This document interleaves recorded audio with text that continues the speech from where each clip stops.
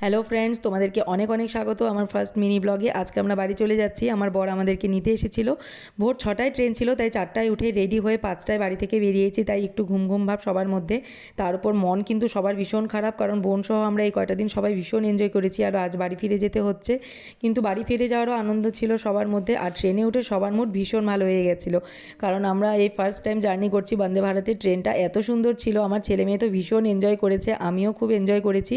আর খুব কম সময়ের জন্য আমরা জার্নি করেছি, 2 ঘন্টারও কম সময় ছিল। আমরা 6টায় উঠেছি, 8টায় পৌঁছে গেছি। তাই চা আর বিস্কিটটি নিয়েছি, অন্য আর কোনো খাবার নেওয়া হয়নি। ব্রেকফাস্ট লাঞ্চ কিছুই নেইনি।